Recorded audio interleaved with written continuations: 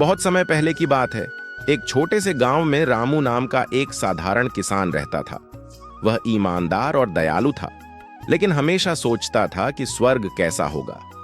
गांव के बुजुर्गों से उसने कई कहानियां सुनी थीं कि स्वर्ग में अमृत, अप्सराएं और अपार सुख सुविधाएं होती हैं। रामू का सपना था कि वह एक बार स्वर्ग की यात्रा करे। एक दिन जब वह खेत में काम कर रहा था, अचानक एक तेज रोशनी उसके सामने प्रकट हुई। रोशनी के बीच से एक देवदूत प्रकट हुआ और बोला, रामू, तुम्हारी ईमानदारी और अच्छे कर्मों के कारण तुम्हें स्वर्ग जाने का मौका दिया जा रहा है। रामू खुशी से उछल पड़ा और देवदूत के साथ चल पड़ा। देवदूत ने रामू को एक सुनहरी सीढ़ी दिखाई जो आसमान की ओर जा रही थी। रामू ने धीरे धीरे सीढ़ी चढ़ना शुरू किया।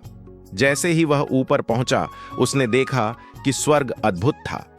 चारों ओर खुशबूदार फूल खिले थे, मीठी संगीत की ध्वनि गूंज रही थी और अप्सराएं नृत्य कर रही थीं। रामू को वहां हर चीज मिली जिसकी उसने कभी कल्पना की थी। उसे अमृत पीने को मिला और देवताओं ने उसका सत्कार किया। लेकिन कुछ समय बाद रामू को कुछ अजीब लगने लगा। उसने देखा कि वहां कोई मेहनत नहीं करता, कोई अपने लिए कुछ नहीं बनाता, सब कुछ तैयार मिलता था। रामू को अपने गांव की याद आने लगी।